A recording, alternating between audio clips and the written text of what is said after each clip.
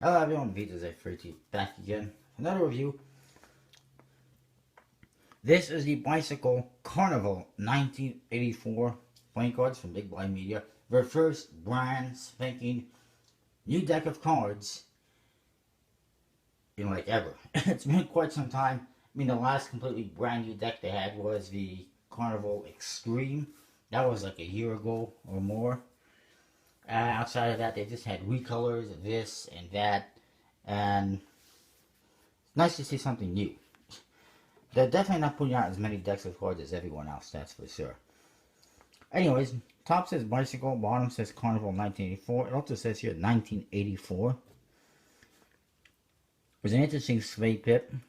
There's an eyeball in the center, and if you look closely, you see a triangle shape out of chains, making this an all-seeing eye type thing.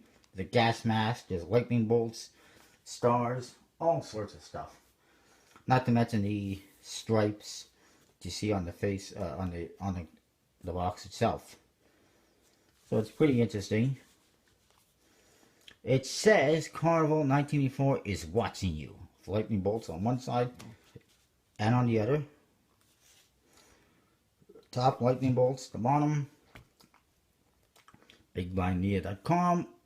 Artwork by Sam Hales, DosePro.com. Bicycle trademark stuff. And in the back you see the back design, which is more the same. Yes, there is a skull or a skeleton. But outside of that, the faces really don't have a whole lot of skeletons on.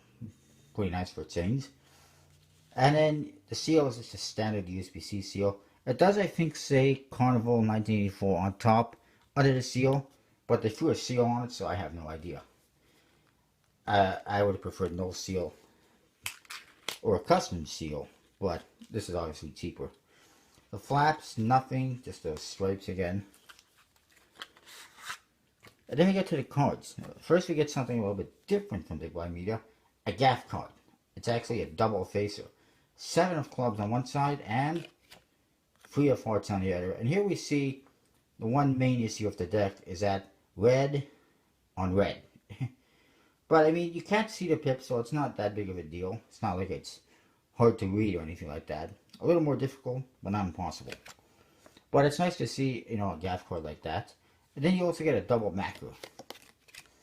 And I do see some off-centeredness on the borders, which is the same. The back design, as you can see, there is a skeleton in a suit. There's an arrow above his head pointing up towards a star. There is a 1984 on the top and bottom, as you can see. It also, if you look closely on this cog in the center, it says 1984 on it. There's the eyeball in the center. It's watching you. Chains around the border. Leaves. All sorts of stuff. There's a star right behind the guy as well. Along with lightning bolts. Just all sorts of stuff. Pretty nice though. I like it. It's nice. It's different. It's unique. Then we get to the Joker, so it's also unique. It says Joker on the bottom on that cog thing again. And again, it says 1984 on it. Stars and lightning bolts. The bottom it says war is peace, freedom is slavery, and ignorance is strength. Which is pretty interesting. As you can see, there is a chain border on him again. And it's a guy in a suit with TV for a head with an eyeball. Strange. But it gets stranger. Check out this one. Same thing except he's got a giant eyeball for a head. Weird. And actually, it kind of looks like a UPC code in the background too. Just kind of weird. It gets stranger. A little bit. Here's the ace of spades. All the aces look more or less the same.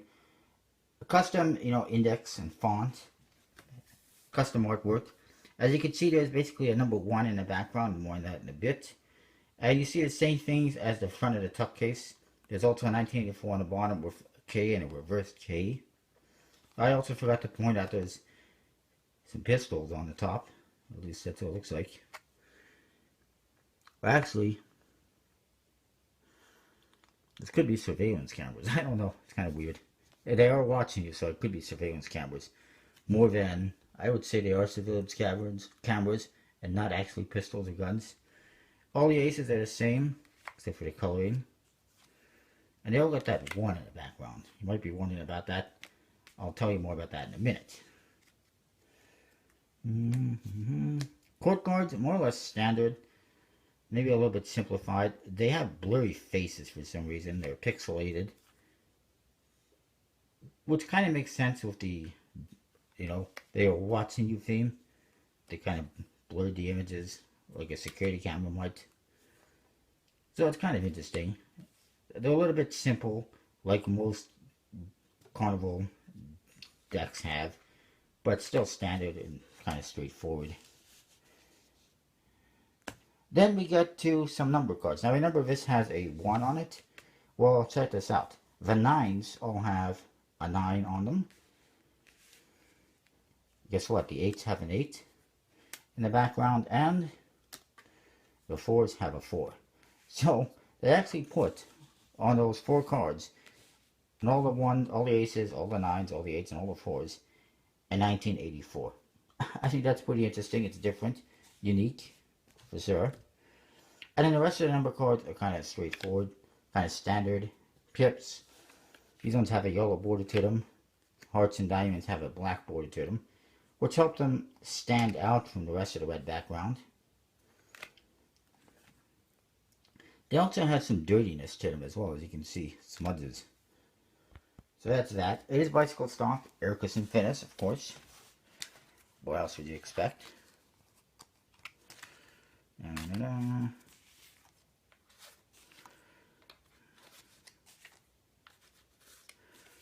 Bear with me. I'll put these cards away.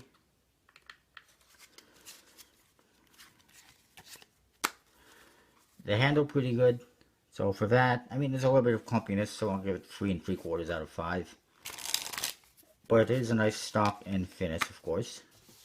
For the most part, it's not bad, hand-wise.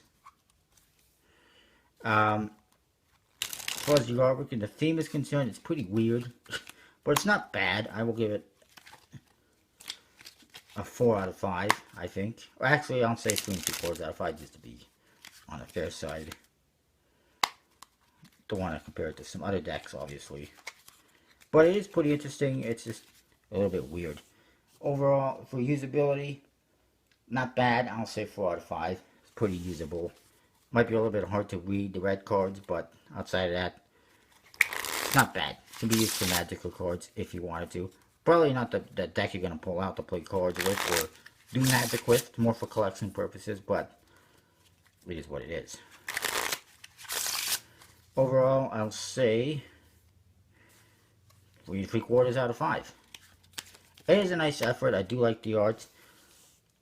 The handling could be a little bit better, and the artwork could be a little bit less weird, but outside of that, it's not bad. I like it. Go to collectiblebowlingcards.com. Use VJose32 to get 10% off your order. I'll see you next time.